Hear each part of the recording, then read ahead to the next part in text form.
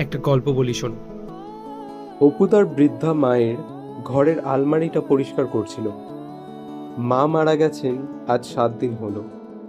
ঘরটা একদম নিঝুম, শুধু দেয়াল ঘড়ির টিকটিক শব্দ ছাড়া আর কিছুই শোনা যাচ্ছে না।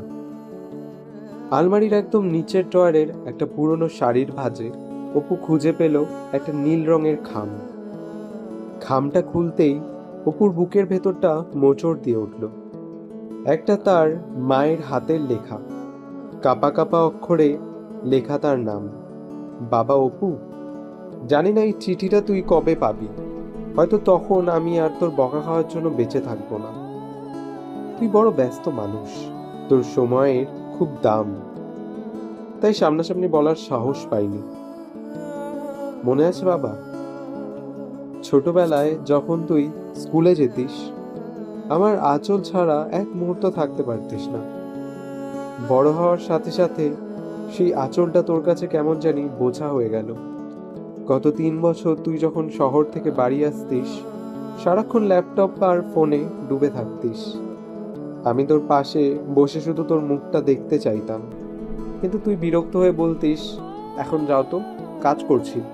আমি চলে যেতাম, কিন্তু দরজার আড়াল থেকে তোর দিকে তাকিয়ে থাকতাম। তোর এই বিরক্তিমাখা মুখটাই আমার কাছে পৃথিবীর সবচেয়ে সুন্দর দৃশ্য ছিল। তোর মনে আছে বাবা, গত পুজোয় তুই আমার জন্য একটা দামি সিল্কের শাড়ি এনেছিলিস, কিন্তু আমার সাথে বসে দুটো কথা বলার মতো 5টা মিনিট সময় তোর হয়নি। আমি শাড়িটা চাইনি রে পাগল, আমি শুধু চেয়েছিলাম তুই আমার হাতটা ধরে একবার বলবি, মা কেমন আছো। আজ আমার শরীরটা খুব খারাপ লাগছে, ডাক্তার বলেছে সময় ফুরিয়ে আসছে। তোর অফিসে হয়তো আজ অনেক মিটিং, তাই তোকে ফোন করে বিরক্ত করলাম না। তুই ভালো থাকিস বাবা, আমার জন্য একদম কাঁদবি না।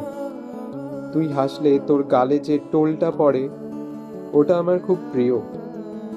ইতি, তোর মা।